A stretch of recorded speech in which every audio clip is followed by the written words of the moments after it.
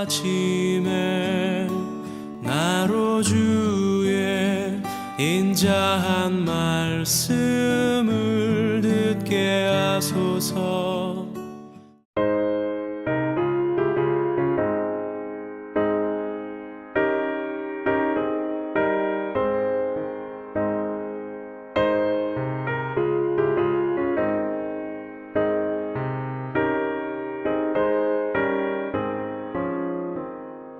인내하신 곳에 주여 내가 비오니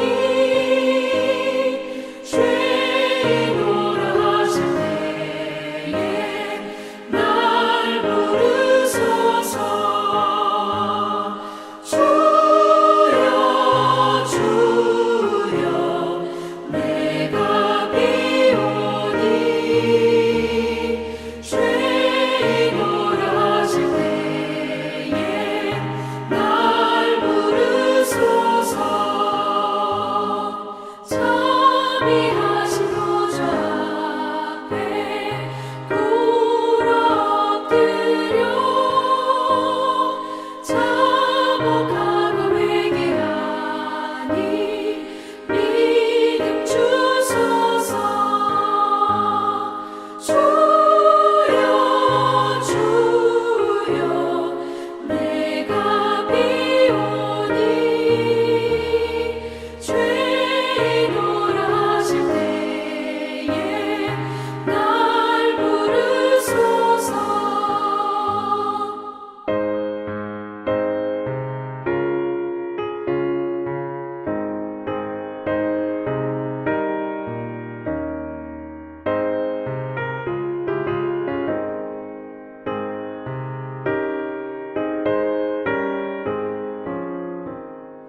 주의 공로 의지하여 주께 가오니 상한 마음을 고치시고 구원하소서. 주여 주여 내가 비오니 죄인오라 하실 때에 날 부르소서. 만복 근원 우리 주여 위로하소서. 우리 주와 같으시니 어디 있을까. 주여 주여 내가 비오니 죄인오라 하실 때에 날 부르소서. 아멘. 배움의 교회 새벽 묵상에 오신 여러분을 주님의 이름으로 환영합니다. 오늘 함께 묵상할 말씀은 누가복음 14장 16절에서 24절 말씀입니다. 예수께서 그에게 말씀하셨다. 어떤 사람이 큰 잔치를 베풀고 많은 사람을 초대하였다. 잔치 시간이 되어 그는 자기 종을 보내서 준비가 다 되었으니 오십시오 하고 초대받은 사람들에게 말하게 하였다. 그런데 그들은 모두 하나같이 핑계를 대기 시작하였다. 한 사람은 그에게 말하기를 내가 밭을 샀는데 가서 보아야 하겠소. 부디 양해해 주기 바라오 하였다. 다른 사람은 내가 겨릿소 5쌍을 샀는데 그것들을 시험하러 가는 길이오. 부디 양해해 주기 바라오 하고 말하였다. 또 다른 사람은 내가 장가를 들어서 아내를 맞이하였소. 그러니 가지 못하겠소 하고 말하였다. 그 종이 돌아와서 이것을 그대로 자기 주인에게 일렀다. 그러자 집주인이 노하여 종더러 말하기를 어서 시내의 거리와 골목으로 나가서 가난한 사람들과 지체에 장애가 있는 사람들과 눈먼 사람들과 다리 저는 사람들을 이리로 데려오너라 하였다. 그렇게 한 뒤에 종이 말하기를 주인님 분부대로 하였습니다만 아직도 자리가 남아 있습니다. 주인이 종에게 말하였다. 큰 길과 산 울타리로 나가서 사람들을 억지로라도 데려다가 내 집을 채워라. 내가 너희에게 말한다. 초대를 받은 사람 가운데서는 아무도 나의 잔치를 맛보지 못할 것이다. 아멘. 작년 10월쯤 강남에 위치한 한 치킨집이 화제가 된 적이 있습니다.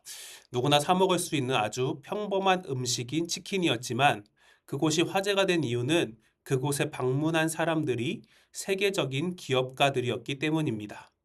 뉴스에서도 앞다투어 그들이 치킨을 먹는 모습을 생중계했고 그 후 며칠 동안 그 이야기로 나라가 떠들썩했습니다. 저도 그 장면을 보면서 나도 저 자리에 있고 싶다는 생각을 하기도 했습니다. 치킨이 맛있어 보이는 이유도 있었지만 그 사람들과 함께 하고 싶다는 갈망이 제 안에 있었기 때문입니다. 세상은 끊임없이 층을 나누고 경계를 긋습니다. 누가 더 높은 곳에 있는지, 또 누가 더 영향력 있는 자리에 있는지를 따집니다. 그리고 우리는 은연중에 그 높은 곳의 식탁에 함께하기를 갈망합니다. 그리고 나보다 낮은 이들은 나의 식탁에서 함께하지 않으려 하기도 합니다. 누가복음은 예수님의 식탁에 많은 관심을 보이는 책입니다. 식탁에서 나눈 이야기들도 의미가 있지만 누가 함께 했느냐에 집중하기도 합니다. 그리고 오늘 비유도 잔치라는 성대한 식탁의 자리에 대한 비유입니다. 예수님의 비유는 하나님의 나라를 설명하기 위한 도구였습니다. 오늘은 예수님의 이 큰 잔치 비유를 통해 하나님의 나라는 어떤 곳인지, 그것이 우리에게 어떤 의미가 있는지 함께 묵상해 보고자 합니다. 오늘 본문에는 성대한 잔치를 연 주인이 등장합니다. 그런데 잔치에 초대받은 사람들이 하나같이 핑계를 대며 거절합니다. 밭을 샀고 소를 시험하고 장가들어서 어렵다는 이유였습니다. 이 이야기에서 이들의 핑계는 자신의 소유와 자신의 관계를 말하고 있습니다. 다시 말해 잔치에 참여하기를 거절한 사람들이 각자 자신의 것을 지키는 것이 중요했다는 말입니다. 큰 잔치를 열었다는 것은 이 잔치를 연 사람도 꽤나 영향력이 있는 사람이라고 볼 수 있습니다. 그러나 그들이 자기의 것을 챙기기 위해 이 요청을 거절하는 것으로 보아 초대받은 사람들 또한 세상의 기준에서 이미 급이 높은 사람들이었을 것으로 추정해 볼 수 있습니다. 그들에게 있어 갑자기 주어지는 초대는 내 일상을 방해하는 성가신 일이었던 것 같습니다. 이처럼 하나님의 나라는 나의 견고한 자, 또 나의 바쁜 일상을 허물고 우리에게 들어오려 하지만 많은 사람들은 그 자리를 거부하고 자신의 안전한 울타리를 지키고자 합니다. 그리고 그들의 거절에 이 주인은 노했습니다. 그래서 종들에게 명하여 시내의 거리와 골목으로 나가서 가난한 자들, 그리고 몸이 불편한 자들을 데려오라고 말합니다. 이 당시 유대 사회에서 이들은 부정한 사람들로 불리던 사람들입니다. 종교적으로도 사회적으로도 열외가 당연한 사람들이었습니다. 그러나 하나님의 나라는 그 경계를 허뭅니다. 그렇게 불러 모아도 자리가 남자 주인은 다시 명령하여 큰 길과 산 울타리로 나가서 사람들을 억지로라도 데려다가 내 집을 채우라고 말합니다. 여기서 억지라고 번역된 단어는 원어적으로 강압적인 강요라기보다는 자신이 이 잔치에 어울리지 않는다고 생각하여 숨어 있는 사람들, 다시 말해 스스로 자격 없다고 생각하는 사람들을 데려오라는 사랑의 권유를 의미합니다. 이렇게 하나님의 나라는 사람들이 세운 수준과 급의 경계를 허물고 가장 낮은 곳에서부터 그 빈자리를 채워나갑니다. 이 말씀을 하시는 예수님을 떠올려 봐도 그렇습니다. 예수님은 이미 그분의 태어남을 통해 하나님 나라의 정체성을 보여주셨습니다. 그분이 태어나서 누우신 첫 자리는 왕궁의 침대가 아니라 구유였습니다. 구유는 짐승의 먹이통입니다. 아주 보잘것없는 곳으로 높은 급의 사람들뿐 아니라 보통의 사람들도 꺼려할 만한 그곳으로 우리 예수님은 오셨습니다. 그분은 누구도 함께하고 싶지 않을 만한 구유에서 태어난 분이지만 그렇기에 가장 낮은 자도 예수님을 기쁘게 따를 수 있었습니다. 이렇게 구유에서 시작된 복음은 세리와 죄인들의 식탁을 지나 결국 십자가에서 막힌 모든 담을 허물었습니다. 또한 하나님의 나라는 죽음 이후에나 주어지는 보상이 아닙니다. 성경은 분명 예수님이 하나님의 나라를 이 땅에 가까이 가져오셨다고 말하고 있습니다. 다시 말해 하나님의 나라는 예수 그리스도와 동행하는 오늘, 지금 이 순간에도 우리에게 임하는 나라입니다. 그리고 그 나라에서 우리는 구분짓지 않음으로써 평화를 누릴 수 있습니다. 그러므로 그리스도인들에게 주어진 소명은 세상이 제멋대로 그어놓은 구분지음의 선을 지우는 것입니다.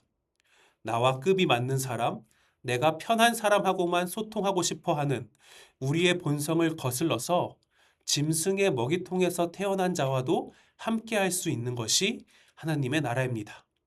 예수님의 명령을 따른다면 마땅히 그러할 수 있어야 합니다. 그러나 말 그대로 이것은 우리의 죄인된 본성을 거스르는 일입니다. 그래서 우리는 성령 하나님의 도우심이 필요합니다. 오늘 하루도 성령 하나님의 도우심으로 경계 지으려는 본성을 거슬러서 사자와 어린 양이 함께 뛰노는 하나님의 나라를 각자의 삶 가운데 살아내시는 사랑하는 성도님들이 되시기를 소망합니다. 말씀을 기억하며 함께 기도하겠습니다. 살아계신 하나님 아버지, 오늘도 말씀을 통해 우리의 삶의 지표를 알려주시니 감사합니다. 우리가 구유에 오신 예수님을 기억합니다. 주님이 보여주셨던 구분 없는 사랑을 살아가길 원합니다. 주님이 찾으시는 울타리 밖의 영혼들을 우리가 기꺼이 찾아가게 하시고 우리를 품어주신 그 사랑으로 우리도 사랑하며 살아갈 수 있는 용기를 허락하여 주옵소서. 무엇보다 우리의 본성을 거스르는 이 일에 성령 하나님 늘 함께 하셔서 하나님을 사랑하고 이웃을 사랑하는 일에 성령님의 도우심으로 넉넉히 승리하는 우리가 되게 하옵소서. 이 모든 것 우리를 자녀로 품어주시는 예수 그리스도의 이름으로 기도드립니다. 아멘.